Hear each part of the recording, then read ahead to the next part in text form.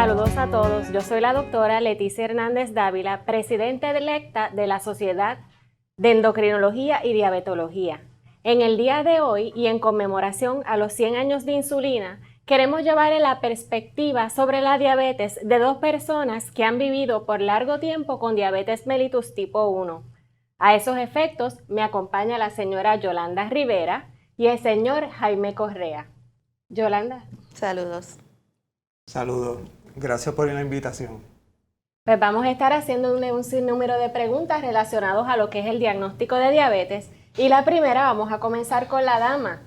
¿A qué edad te diagnosticaron con diabetes mellitus? Pues mira, yo fui diagnosticada a la edad de los 10 años, aún recuerdo la fecha, un 19 de agosto de 1983. Y Jaime, ¿a qué edad le diagnosticaron con diabetes mellitus tipo 1? A los 9 años, no tengo la fecha exacta, porque ha pasado muchos años, pero sí, en el 1970. Si me quieren decir cuántos años vivieron o viven con diabetes mellitus tipo 1.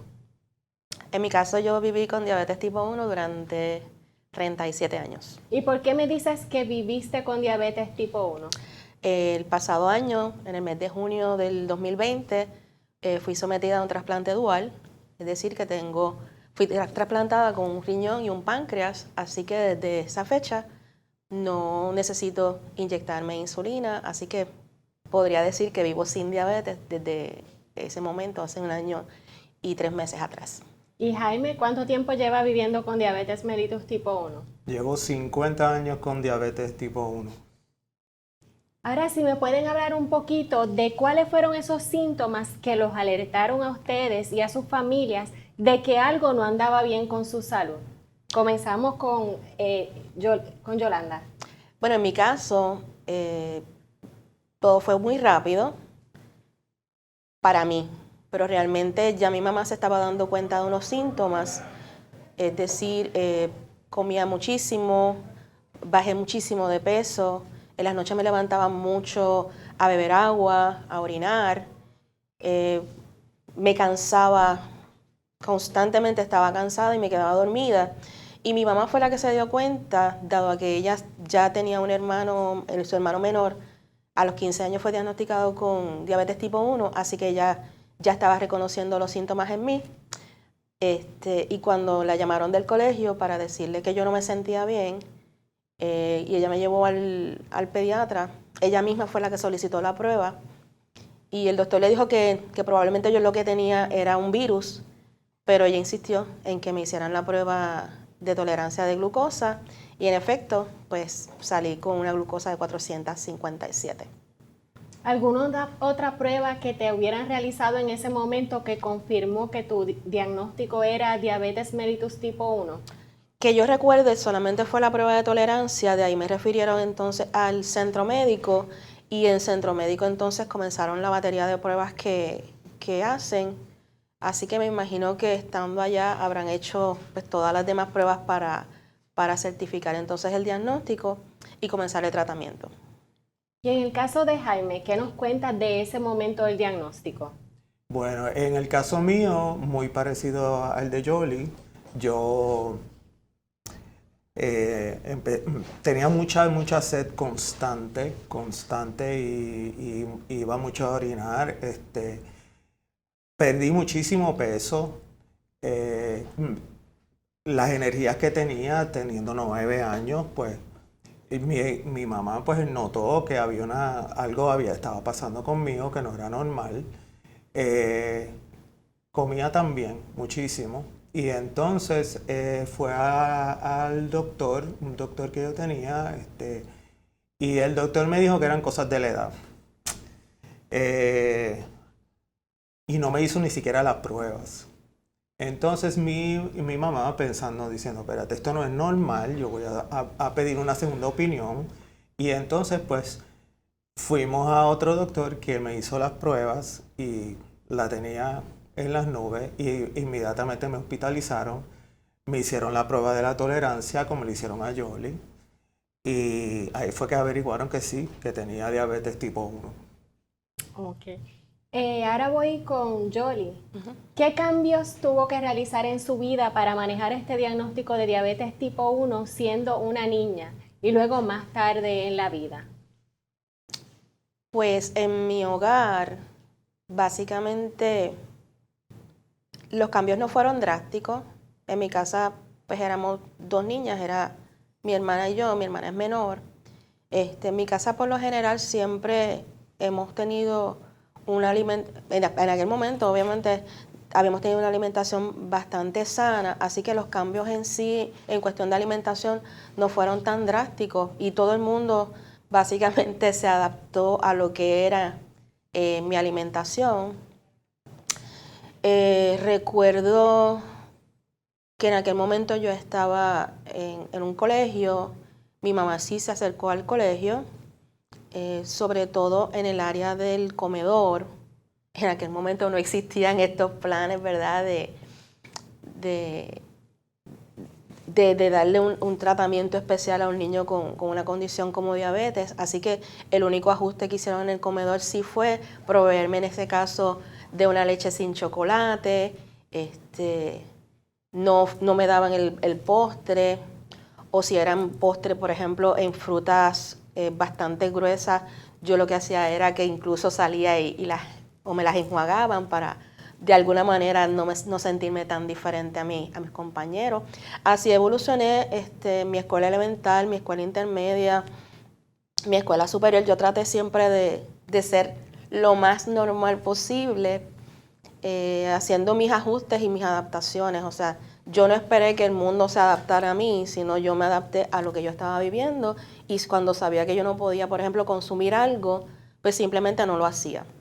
Las fiestecitas de la escuela, pues a veces era un dolor de cabeza, pero entonces siempre yo trataba de que me tocara, por ejemplo, yo siempre llevaba un refresquito de dieta, aunque fuera una latita, para no sentirme fuera de grupo.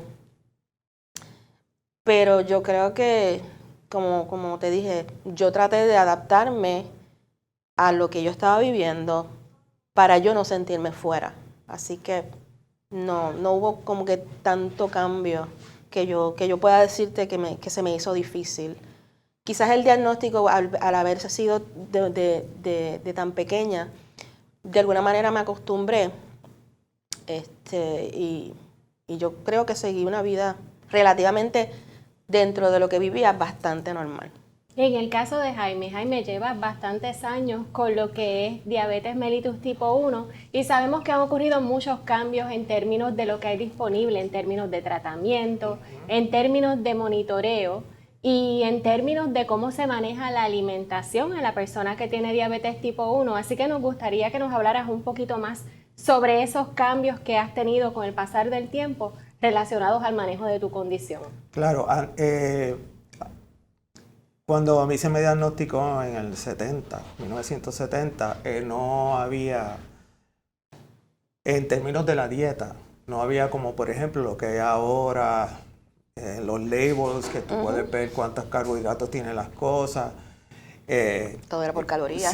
Todo era por calorías, se contaban calorías, Ajá. todo se contaba, azúcar. O sea, el azúcar, no carbohidrato de por sí, sino el azúcar, table sugar, la del café. Y era bien diferente. ¿Cómo se medía el azúcar? Pues no era como ahora, donde pues podemos hacernos con un glucómetro la prueba del azúcar en la sangre. Eso era por laboratorio. Se tardaba tiempo en lo que llegaban los resultados. Hubo muchos cambios. También cómo uno verificaba más o menos cómo estaba el azúcar, era con la orina. Si había exceso de azúcar en la orina, pues eso podía significar que en la sangre estaba alta en los niveles de azúcar y por lo tanto, pues, estaba botando azúcar en la orina. No había mucho que hacer en aquel momento. Si tenías el azúcar alta, simplemente te mandaban a beber agua. Nada, exacto. Uno se adaptaba, uno tenía una dosis de insulina. Y uno se adaptaba a ella, no es como ahora en donde pues tú ingieres comida, carbohidratos, entonces tú corriges con la insulina. O sea, era una algo completamente diferente a a cómo se maneja la diabetes y para un control efectivo. O sea que tenían solo una manera de estimar cómo estaban los valores de glucosa en sangre. ¿Utilizaban algún método, por ejemplo, para saber si la persona tenía o no cetonas positivas? Sí, nosotros yo creo que en esas edades parecíamos pequeños científicos porque cargábamos con un kit que venía un tubito de ensayo, unas pastillas que son unas pastillas como efervescentes. Entonces, a través de la orina, teníamos que tomar la orina, hacer unas cuentas, ¿verdad? Unas gotitas de orina, unas gotitas de agua, echar esa tabletita. Y con la cetona, básicamente era lo mismo, una pastillita, y se le echaba unas gotitas de orina y esperar los cambios entonces del color. Ya después, ¿verdad? Va entrando un poquito también, un poco de tecnología y se cambian esas pastillas efervescentes y esa pastillita para la acetona con unos strips que también se mojaban en la orina, pero básicamente todo nuestro manejo se basaba en cuánto teníamos la glucosa en la orina. Como dice Jaime, el acceso a un glucómetro era prácticamente prohibitivo por la cuestión de del costo del glucómetro en sí y de las tirillas.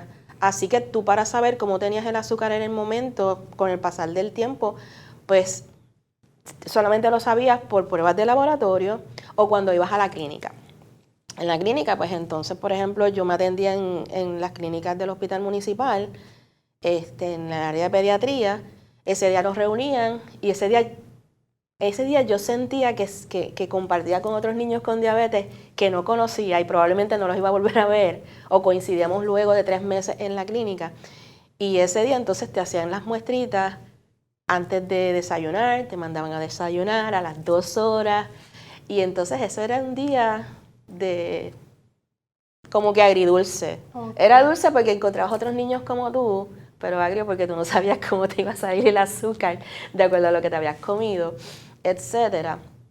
Porque no estaba, como dice Jaime, ese conocimiento de cómo te impactaban los carbohidratos, cómo manejar la cuestión de cuánta insulina tú necesitabas para manejar X o Y cantidad de carbohidratos. Antes era una dosis fija y con eso era que se trabajaba. Sí, ahora hay o sea, bueno, ahora no. No había insulina de corta duración, Rápida, que sí. es la que se utiliza y rápida, o sea, la que se utiliza para corregir, porque es que no se corregía, simplemente uno utilizaba, como dice Yoli, un tipo de insulina, eso estaba todo el día en el cuerpo, y si empezaba a bajar, ¿cómo se corregía? Pues consumiendo algo que tuviese un juguito un que ahora poquito de mismo, carbohidratos, un juguito que ahora mismo no sabíamos cuántos carbohidratos tenía. Exacto, no sabíamos. Simplemente tomar jugos y ya subías el azúcar. Una cosa en el caso mío es que yo nunca conocí a otra persona con diabetes tipo 1 hasta adulto. Wow. Yo no tuve la oportunidad que tuvo Yoli de poder compartir con otras personas, aunque sea momentáneamente, que fuesen diabéticos, que tuviesen diabetes tipo 1. Pero era bien interesante, todo era bien diferente en términos de tratamiento. Yo entiendo que es bien importante también, como nos dio, a mí me dio de niño, a ti te dio a los 10, a los 10, me dio a los 9 años, que la figura del padre fue bien importante porque el padre es el que te cuida.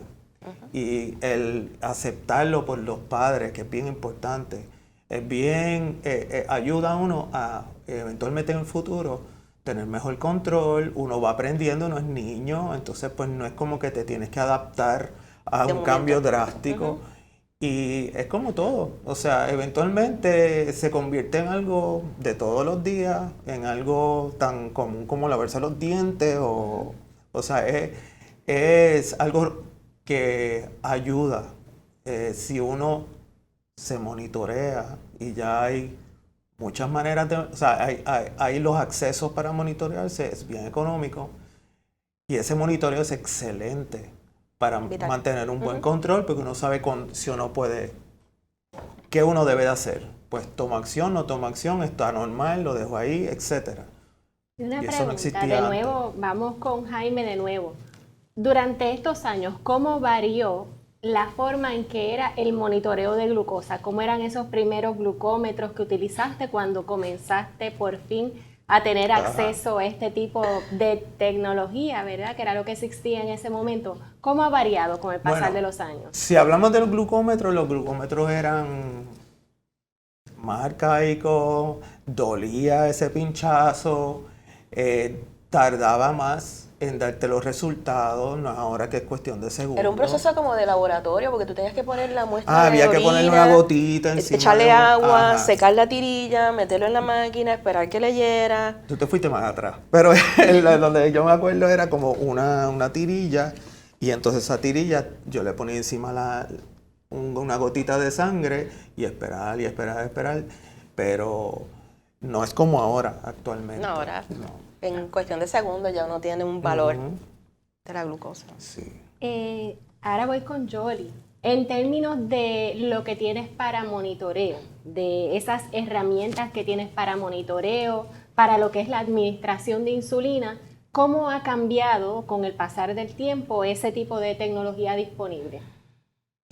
Pues mira, ha sido un cambio del cielo a la tierra. Yo fui diagnosticada en 1983, así que yo estuve hasta el año 2015 en el tratamiento de inyecciones. Por razones, en cuestión de acceso, no es hasta esa fecha que yo tengo acceso entonces a lo que es una microinfusora. Así que durante todo ese trayecto de tiempo del 83 al 2015, pasé de 2 inyecciones al día con insulinas, por ejemplo, como las que hablaba Jaime, que eran intermedias y regular, a después entonces comenzar con un tratamiento de inyecciones múltiples con insulina lenta e insulina rápida, que llegaban a ser a veces como mínimo 4 inyecciones al día. Y decimos mínimo porque es una inyección en la noche, pero es una inyección con cada comida, pero si en el intermedio había lo que nosotros a veces le decimos que es un blooper de azúcar y teníamos que corregir, pues había que inyectar probablemente una quinta, una sexta dosis. Pero hasta el 2015 es que yo tengo entonces acceso a una bomba de insulina y eso cambió radicalmente mi manejo, porque obviamente la bomba va programada de acuerdo a tus necesidades. Así que yo creo que mi mamá siempre dice que cuando llegó la bomba a mí, ella por fin pudo dormir y eso que no tenía sensor. Una vez, 2019, 2018, yo acceso entonces a un sensor con esa misma bomba y fue súper bueno el hecho de que esa microinfusora me avisara cuando mi azúcar iba bajando, porque iba leyendo mis niveles, o cuando iba subiendo. Entonces yo podía tomar acción de acuerdo a esos valores. Yo creo que uno de los miedos más grandes de nuestros padres es que nosotros no nos levantemos por una bajada de azúcar. Así que el tener acceso a ese tipo de tecnología nos dio tranquilidad a nosotros y le da tranquilidad a nuestras familias. Porque esta tecnología bien utilizada, porque hay que ser bien claro, el tú tener la tecnología requiere educación y requiere responsabilidad. De nada vale tú tenerla y no saber utilizarla. Porque puede ser, para mí siempre he dicho que es un arma de doble filo. Si no la sabes utilizar, puede hacer más daño que bien. Pero bien utilizada, es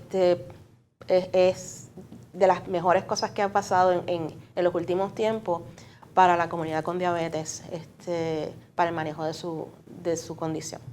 Yoli, estás hablando de esa tecnología bien utilizada.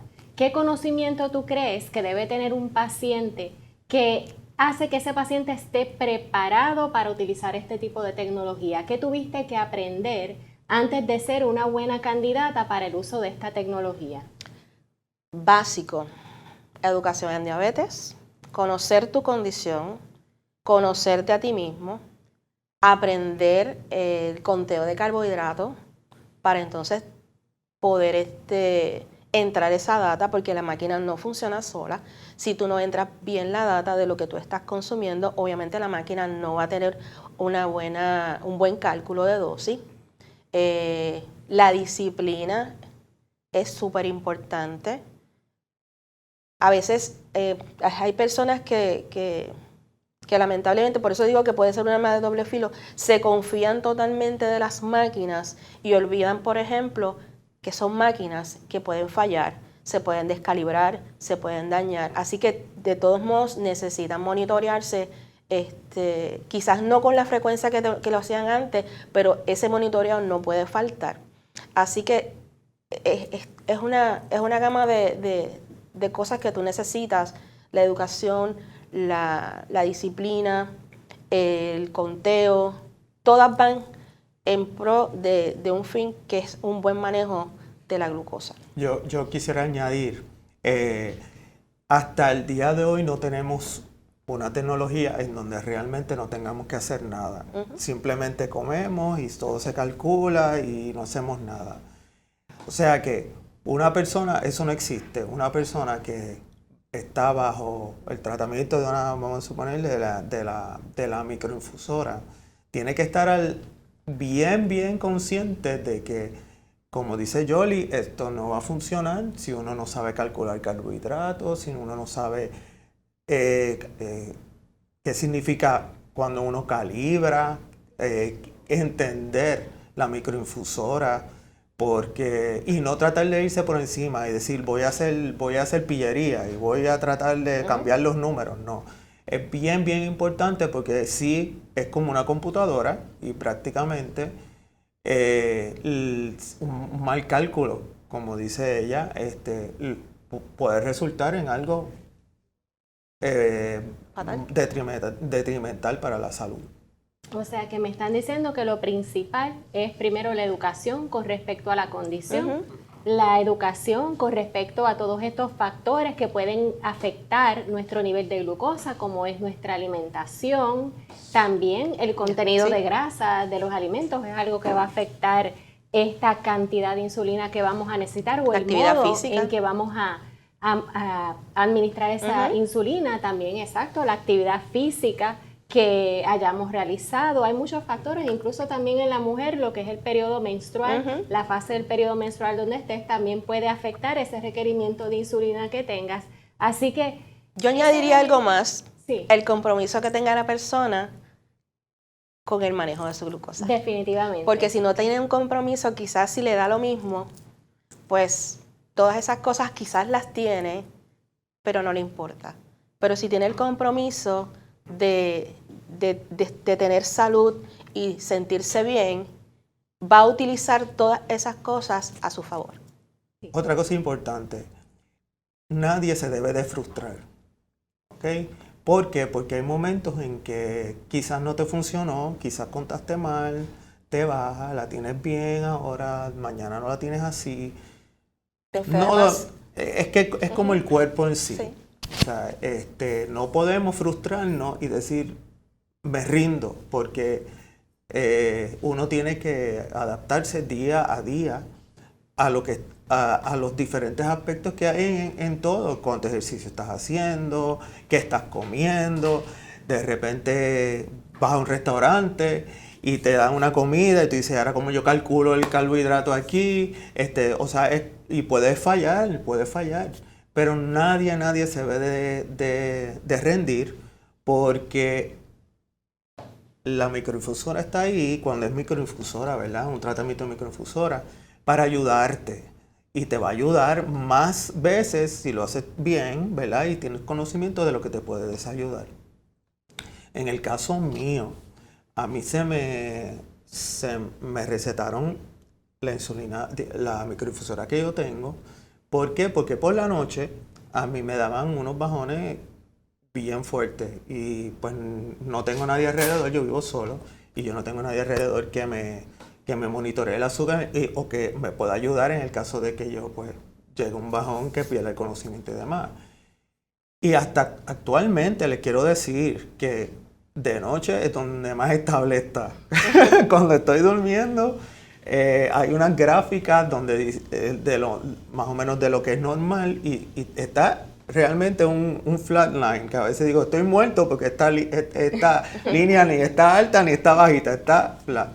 O sea que hay muchas ventajas y de verdad que no me arrepiento de tener de estar utilizando una microinfusora, de verdad. O sea que nos estás hablando también de otro aspecto bien importante, que es cuando tenemos esa microinfusora conectada a un sensor de glucosa que mide nuestra glucosa constantemente. La evaluación de esos patrones nos ayuda también a tener un mejor control de la condición, porque basada en esa información podemos entonces hacer ajustes a nuestra terapia y pues quizás en ocasiones futuras, eso que fallamos esta vez, a lo mejor ya vamos a saber cómo manejarlo en una próxima ocasión. Ahora quiero hacer unas preguntas de esa transición que ustedes tuvieron del endocrinólogo pediátrico al endocrinólogo de adulto. Sabemos que esto es un cambio de cuando mis padres están encargados básicamente de casi toda nuestra condición a cuando ya nos toca la responsabilidad a nosotros de manejar. ¿Cómo ustedes llevaron ese proceso? Y bien importante, ¿cómo lo llevaron sus padres? Para mí fue traumático. En mi caso, mi transición fue a los 18 años. En aquel momento la pediatría no estaba hasta los 21. Y aunque me quedé en el mismo hospital, sí cambié de clínica. Y la primera vez que yo fui, yo vi pues todas las personas que estaban a mi alrededor y yo no me identifiqué. Obviamente, cuando estás en pediatría, todos los niños tienen diabetes tipo 1, tú pues son como yo. Pero al cambiar entonces a mis 18 años a la clínica de adultos, lo que veía eran personas pues mayores y la mayoría con diabetes tipo 2. Así que recuerde que cuando el doctor, aún me acuerdo de quién me atendió, porque en muchas ocasiones pues le consultaba otras cosas, yo le dije, esto es bien difícil, yo no quiero estar aquí, yo no pertenezco a este lugar. Y él me decía, cógelo con calma, si esto es cada 3 meses. Y yo recuerdo que creo que fui como a 2 o 3 citas y yo siempre me sentaba en una esquinita y me llevaba un libro para entretenerme el rato que estuviese allí. Ya luego entonces, yo siempre digo que hice un missing in action, como que me desaparecí y como que me desligué de lo que era mi tratamiento con endocrinólogo y seguí el último tratamiento que me dieron. Sé que no fue lo correcto, pero entonces como para el año 2001 probablemente, encuentro entonces en centro médico que abren las facilidades especializadas del centro de diabetes y entonces pues ahí volví como que a encarrilarme y hasta el momento ha sido mi centro de tratamiento en aquel momento, ¿verdad? Para mi diabetes tipo 1 y ahora post trasplante y ahora pues paciente de hipotiroidismo pues ha seguido siendo mi centro de tratamiento. Así que, pero fue fuerte, fue bien fuerte. Aunque mi mamá me ayudó en la transición, porque desde más o menos quizás los 16 años ella ya me dejaba entrar sola a las clínicas, porque me decía ya pronto tú vas a cambiar, no dejó de ser frustrante quizás para mí ese cambio. O sea que nos estás diciendo que es importante que esos padres, ya cuando estos niños llegan a esa parte, llegan a la adolescencia, es importante que los vayan preparando y se vayan preparando para esa transición a lo que es el manejo entonces de un paciente adulto. Irle delegando responsabilidades, ¿verdad? En la medida que ellos, su capacidad le provea, para mí es la recomendación. No absorba usted como padre el tratamiento, porque en el momento que le toque a su hijo, pues se va a encontrar con que, wow, tú tenías que hacer todo esto y ahora me toca a mí hacerlo. ¿Sabes? Si tú poco a poco le vas delegando a tu hijo esa responsabilidad tan sencillo como preparar su lonchera. Tan sencillo como que vamos a salir, recuerda echar tu insulina, recuerda echar tu jeringuilla, si está en microinfusora, recuerda que hay que tener un plan B porque no sabemos si la máquina se daña, recuerda tus tirillas, ese tipo de cosas. Desde la edad que uno entienda que el niño puede asumir esas responsabilidades, obviamente bajo la supervisión de su papá, no es que lo deje como que lo hiciste cuando ya estén en el lugar, no, ir chequeando, lo hiciste bien. Para mí es uno de los procesos de aprendizaje más importantes en esto de la transición de lo que es la edad de los adolescentes al cambio de la adultez. ¿Y tú, Jaime, qué nos puedes hablar sobre ese tema? A los 18 años, mi mamá me dijo, bye, bye, bye, y yo me fui para la universidad en Boston, a donde yo estudié. Desde niño, que yo me acuerdo, yo me inyectaba, yo mismo. Al principio, mami siempre me inyectó. Nosotros nos fuimos a Europa y un viaje que estaba planificado antes de mi diagnóstico. Y ellos nos dijeron no, solamente que pues me tuvieron que, ahora ya era otra, ya tenían que cuidar mi dieta, ¿verdad? Y inyectarme, etcétera, porque yo era bien niño, yo tenía 9 años. Pero me acuerdo que en algún momento, y yo todavía era menor de edad, yo me estaba inyectando, pero claro, mi mamá preparaba la dosis, etcétera. O sea que cuando ya yo fui a universidad, ya yo hacía todo y me verificaba las azúcares en la sangre y me inyectaba, etc. Sí me acuerdo que en la adolescencia hubo muchos cambios en mi cuerpo, como es normal. Y parte de esos cambios pues eran cambios también en el control del manejo, o sea, en el manejo de la diabetes, porque las dosis me empezaron a cambiar. Yo tuve unos momentos de medio rebeldes también, porque yo creo que todos pasamos por eso. Pero los manejé. Yo me acuerdo que después cambié a otro endocrinólogo. No fue algo drástico, como dije anteriormente. Nunca estuve en contacto con otras personas que eran diabetes tipo 1 que yo conociera de mi edad. O sea, que yo simplemente iba y me atendía y me decían, daban las recetas. Cuando estaba en Estados Unidos, donde yo estudiaba, habían endocrinólogos, habían doctores, y yo iba a un lugar donde me atendían. Nunca tuve problemas en términos de la dosis, en términos del control. Pero sí, lo que le digo, hubo un cambio, y creo que todavía, mientras uno va creciendo, van habiendo cambios en su cuerpo, etcétera.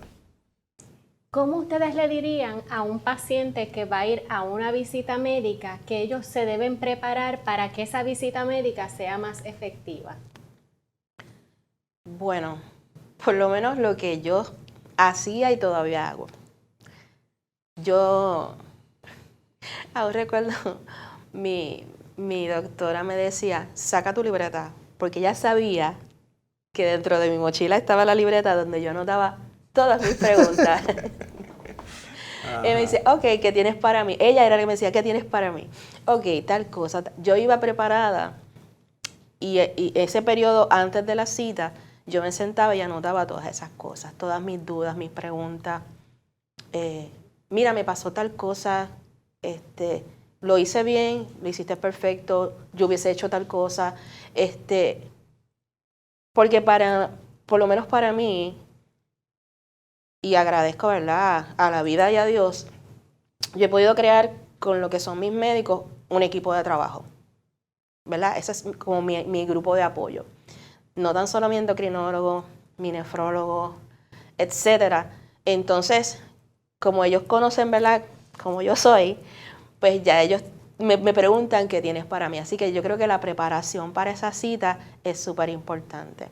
El hecho de que cumplas, ¿verdad?, que lleves, en el caso de una persona con diabetes tipo 1, que lleves tu registro, si es que llevas un registro, ya sea escrito, ya sea digital, pero que él pueda ver, o ella pueda ver, cómo han estado tus glucosas, porque una cosa es cómo está tu glucosa en el momento que te hiciste el laboratorio o en el momento que te hicieron la glucometría en la oficina, pero otra cosa es ver cómo tú has manejado tu glucosa durante cierto periodo de tiempo. Así que eso es bien importante, que vayas con tus laboratorios, que no te presentes a una cita sin llevar, por ejemplo, tu glicosilada, tu registro, y porque hay que maximizar esa cita lo más que se pueda, porque son 3 meses y en esos 3 meses pueden pasar tantas cosas. Por eso para mí es bien importante que tú te prepares para esa cita, de manera que cuando tú salgas de esa cita, todas esas dudas y preguntas que tenías salgan satisfechas. Igual, síntomas que hayas tenido, que los puedas consultar. Si necesitas solicitar referidos para que otro especialista vea, ¿verdad? Porque aunque nuestra condición de diabetes muchas veces nosotros sentimos que es como que la principal, pues a veces desarrollamos otras condiciones. Y mucha gente dice, ay, que me duele tal cosa, y piensa que es por la diabetes, y no necesariamente, entonces no hacen consultas con otros médicos. Para mí es bien importante que anotes, mira, me pasó esto, ¿qué tú crees? Mira, pues vamos a ver, porque te puede ver otro médico, quizás eso no tenga que ver con la diabetes necesariamente. Así que para mí, definitivamente, ir preparado, como que es como que una cita romántica, pero sin el romanticismo. Tú vas a preguntar todo en esa cita. Jaime, ¿qué nos puedes decir en tu caso? ¿Todavía utilizas una bomba de insulina o microinfusora? En tu caso, ¿cómo te preparas para esa cita médica? La microinfusora que yo uso, yo puedo imprimir unos reportes gracias a la tecnología, que me sale una cantidad de información muy importante para mí, para el endocrinólogo, endocrinóloga, sobre cómo ha sido la lectura de mi CGM, cómo estoy manejando, cuáles son los momentos donde están bien, donde sube, las tendencias, donde baja mucho o puede bajar. El tiempo que está en rango es bien importante. Para mí es tan importante como, o más importante que una glucosilada. O sea, que la A1C, que es que mide la glucosilada, la de 3 meses. ¿Por qué? Porque te dice, tú no tienes unas medidas que te dicen que la glucosilada está normal, pero es porque has tenido muchos bajones y muchas altas. O sea, no. Sino que más o menos te dice, estás en rango 90% del tiempo, 80% del tiempo, etc. O sea que para mí yo siempre lo imprimo y se lo llevo a mi doctora, y ella entonces me hace recomendaciones, me puede hacer recomendaciones en el caso de que haya que hacer un ajuste a la bomba de insulina, a la microinfusora, que me viene de bien, súper bien. Por ejemplo, si hay unas horas que yo estoy haciendo ejercicio, caminando, pues ella puede hacer unos ajustes para que un poquito antes de que yo me ponga a caminar, pues baje las basales, etcétera. Y entonces así pues no me dé un bajón de azúcar en el camino. O sea, cosas así. Esa relación también de endocrinólogo con el paciente es bien, bien importante, que se le tome el tiempo. No que sea, estás bien, toma, aquí tienes la receta, no. Sino que haga esos análisis, verifique cómo te va todo. Te regaña si te tiene que regañar. Pero es importante, porque en un futuro lo que realmente todos quieren evitar es complicaciones. Hay algunas que pues quizás no se pueden que suceda en algún momento, pero así es la vida. Eventualmente personas que no tienen diabetes, tienen otras condiciones. ¿Por qué? Porque de igual manera no se han cuidado, no han tenido disciplina, porque comen cualquier cosa en la calle, porque no tienen una buena nutrición, porque no le han dado importancia. No, porque yo soy joven y yo puedo con todo. No. Eso poco a poco te va afectando, por lo tanto, desde antes hay que tomar las medidas para evitar eso. O sea que unos aspectos muy importantes que ustedes han discutido son, primero, ese aspecto de la disciplina, la adherencia a lo que es la dieta, el ir preparado a esa cita, llevando nuestros laboratorios, llevando nuestros registros y toda esa información necesaria para que cada una de esas visitas médicas sea una visita productiva que ayude a ese paciente y a ese endocrinólogo a realizar todos esos cambios en lo que es el manejo de su condición, que los pueda llevar a un mejor control y en el futuro a lo que son complicaciones relacionadas a la condición. Ahora, este año, como mencioné al principio, se celebran los 100 años de insulina. Anterior a este momento, las personas que vivían con diabetes tipo 1 lamentablemente tenían una expectativa de vida, ¿verdad?, muy baja, porque la insulina es algo esencial para que nosotros podamos tener energía, para que nuestro cuerpo funcione. Y no es hasta 1922, enero de 1922, donde por primera vez se le inyecta insulina a un ser humano y se ve cuál es el efecto de esa insulina en esa persona, ¿verdad? Era un niño de 14 años y pues se vio que en ese niño esos niveles de glucosa que estaban sumamente elevados bajaron. Con el pasar de los años, la insulina ha sufrido diferentes modificaciones que nos han permitido cada vez acercarnos un poquito más a lo que es la producción de insulina normal del cuerpo, ¿verdad? Con esos ajustes que ustedes han mencionado durante esta entrevista.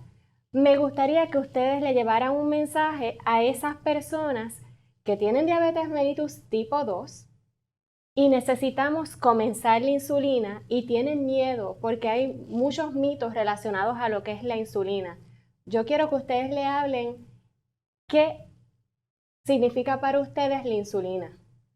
Yo quiero decir lo primero que quiero decir.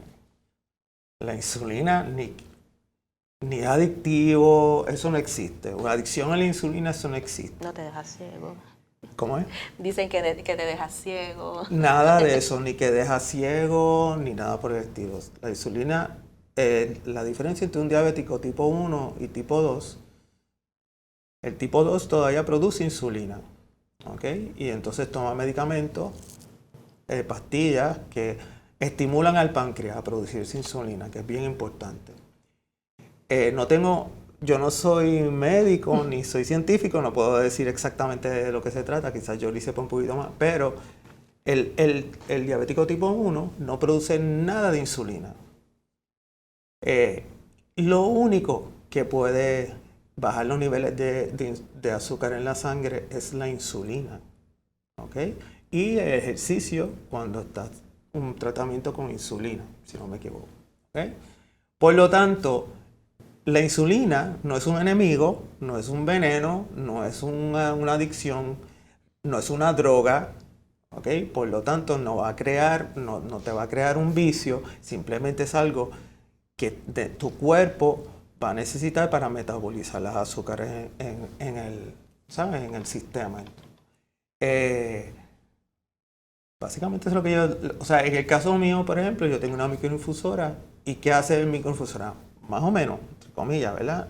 Trata de hacer la misma función que haría un páncreas que está funcionando. En el caso mío, en el modo que puede ser automático, pues automático de mi insulina, pues si me empieza a subir los niveles, porque está conectado a un medidor de azúcar, al CGM, pues entonces me administra un poquito más insulina, ¿ok? Para que no me siga subiendo. Si me empieza a bajar, para de administrar insulina, para que no me llegue a niveles muy por debajo de lo normal. Pero como dije desde un principio, no es perfecto. Y por ejemplo, si yo consumo demasiado carbohidrato, pues eso va a llegar a un punto. Dicen, va a tratar, pero no va a poder porque por lo menos hasta el día de hoy, lo que me administra de insulina no es tanto como para llegar a corregirme en el caso de que yo consuma demasiado carbohidrato. Pero sí, así es que funciona. Y es bien importante, la insulina es bien importante. Es realmente lo que hace la diferencia. Si una persona tiene, perdóname, que no te he dejado hablar. Si una persona tiene diabetes tipo 2, hasta donde yo tengo entendido, todavía produce, pero en ocasiones, si el cuerpo no, la insulina que produce no da, pues entonces es posible que necesite insulina, sea inyectable, probablemente inyectable, ¿ok? Pero no es un enemigo, al revés, es un amigo, porque es lo que te ayuda a metabolizar el azúcar y evitar las complicaciones. ¿Qué me puede decir Jolie? ¿Qué yo le diría? Lo que le he dicho a muchos. Si una persona que tiene diabetes tipo 2, su endocrinólogo o endocrinóloga le recomienda insulina, lo primero que yo le diría es, no tengas miedo.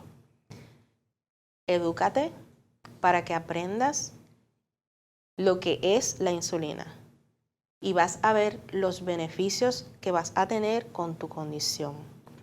¿Por qué? Porque si ya tu cuerpo necesita que administres insulina, significa que los tratamientos que has llevado hasta el momento no son suficientes. Así que necesitas esa ayuda. Cuando tú comienzas a educarte de cómo va a funcionar la insulina, que nosotros, ¿verdad?, le llamamos la insulina exógena, ¿verdad?, la que tú aplicas, los beneficios que tú vas a tener, te vas a dar cuenta de que va a ser un aliado a tu salud. Vas a ver que vas a poder tener un control mejor de tus niveles de glucosa. Conocí hace poco a un señor que por mucho tiempo estuvo con pastillas y le cambiaron su tratamiento a insulina. A pesar de todo, tenía una glicosilada de 10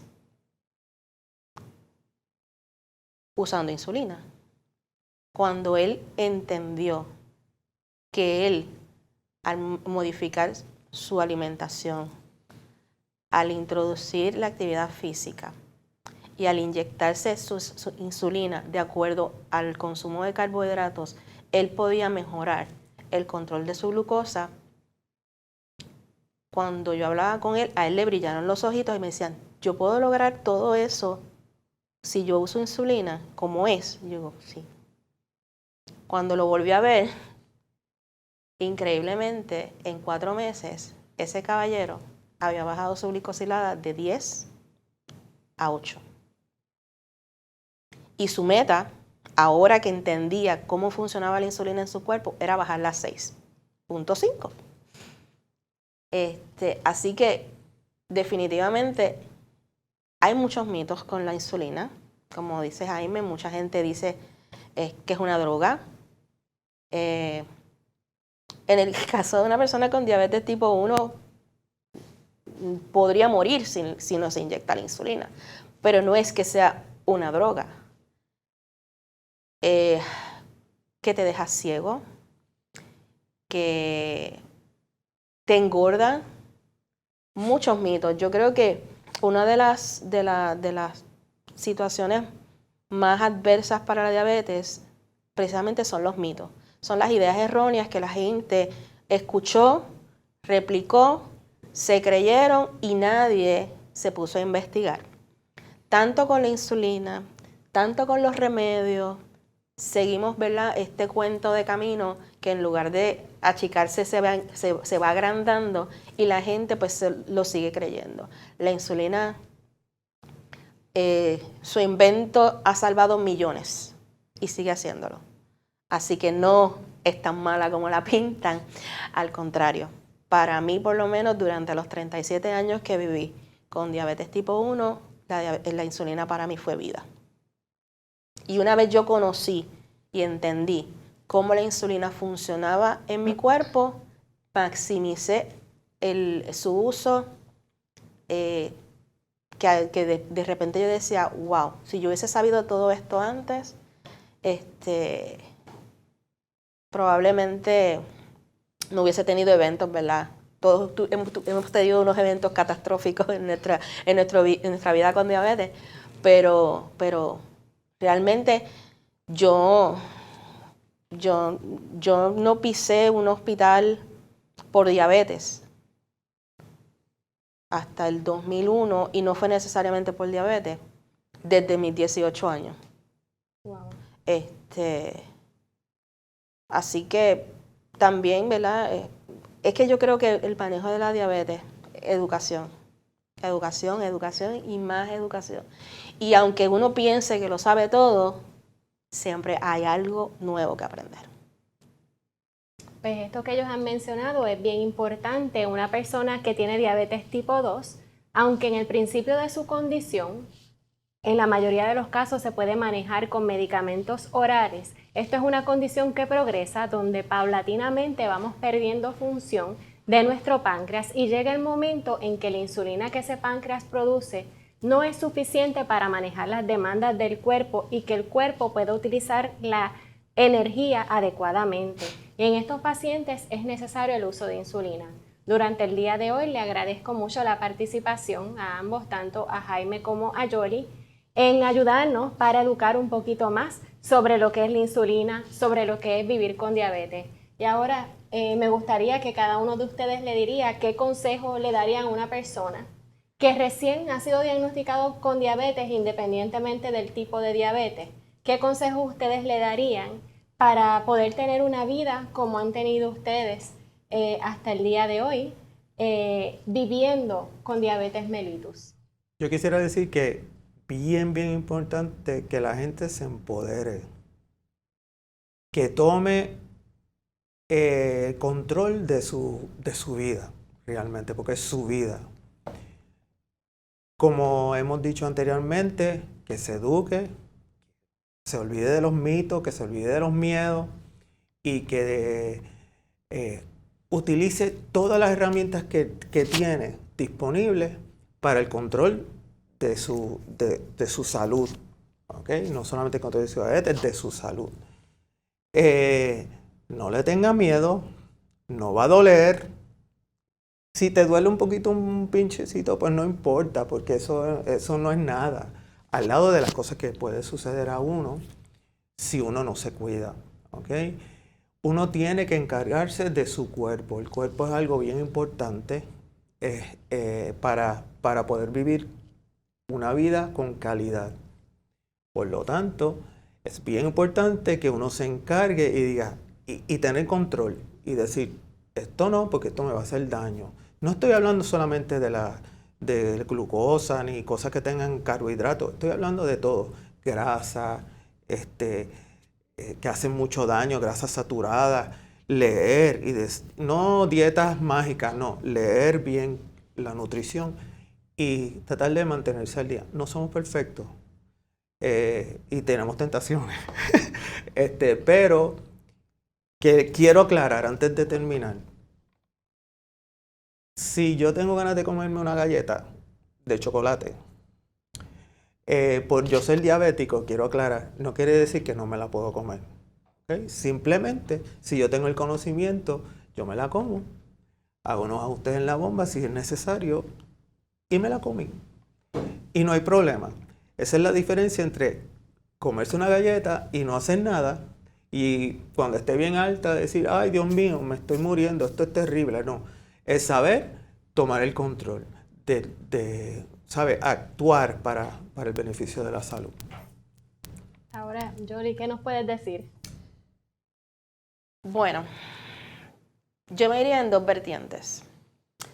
Si es un niño, por ejemplo, sé que no hay diferenciación, ¿verdad? En este punto, en el tipo de diabetes, pero cuando un niño es diagnosticado con diabetes, quien absorbe el impacto del diagnóstico por lo general son los padres. Mi mensaje entonces va a los padres.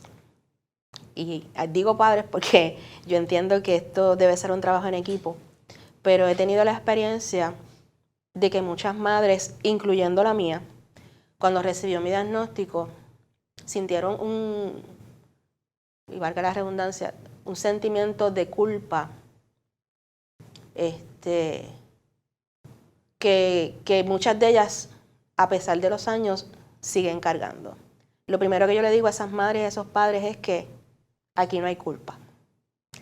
La diabetes tipo 1 no da por nada que usted haya hecho, por la alimentación que le haya dado. Simplemente es una condición autoinmune que se desarrolló en su hijo o su hija y que hay que trabajarla. ¿Por qué es importante trabajar eso? Porque a veces con la culpa viene la pena. Y lo menos que necesita un niño con diabetes es pena, porque la pena limita. Y si nosotros queremos que nuestros niños se desarrollen como adolescentes y como adultos, como dice Jaime, empoderados de su condición, la pena no puede tener cabida. Si el diagnóstico de cualquier tipo de diabetes se da en la adultez, impacta porque es un cambio de vida. Pero mi recomendación es que tome su tiempo, que hable, que ventile, que pregunte, que se eduque de fuentes confiables, que no vaya donde cualquier persona a preguntarle, mira, me diagnosticaron diabetes, ¿qué puedo hacer? Y a lo mejor esa persona no tiene ni siquiera el conocimiento y te va a decir 1000 remedios. Yo recuerdo cuando a mí me diagnosticaron, a mi mamá le dijo el médico, señora, a usted le van a decir que le dé 1000 tests. Y el doctor fue tan enfático en decirle, ninguno sirve. No pierda su tiempo, ninguno funciona.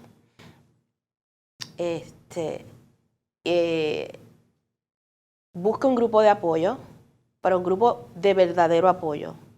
El grupo de verdadero apoyo le va a decir, de acuerdo a su experiencia, que aunque no es fácil, o sea, no es fácil, nadie ha dicho que es fácil el manejo de la diabetes, tampoco es imposible. Y cuando usted está educado, está empoderado y tiene un compromiso con su salud, todas estas cosas se pueden, ¿ok? Por lo menos en mi vida, y sé que en la de Jaime, la diabetes no ha sido impedimento, para nada. Hemos viajado, hemos trabajado, hemos hecho 1000 cosas. Por lo menos yo me he tirado de muchísimos sitios. Me falta quizás de un paracaídas, pero es que le tengo terror a las alturas. Pero tenemos gente, ¿verdad? Conocemos gente que hace maratones. Y la creencia de que no, tú no puedes hacer eso porque tienes diabetes, esa idea es completamente errónea, porque tenemos gente bien exitosa en diferentes áreas de la vida en general, que mucha gente quizás no sabe que tiene diabetes hasta que ellos lo dicen. Es bien importante aclarar. No hay una diabetes buena y una mala. Eso no existe. Cuando yo le digo a las personas que yo tengo diabetes tipo 1, que no saben ni qué es la diferencia entre el 1 y el 2, o las otros tipos de diabetes, porque no son los únicos que hay, pero lo primero que me dicen, ay, tú tienes de la mala, ay, Dios mío, y le digo, bueno, ninguno de las dos, cualquiera de las dos puede ser mala, la mala, si no te cuidas, si haces lo que quieras, si no tienes ningún tipo de control sobre lo que tu manejo de la diabetes.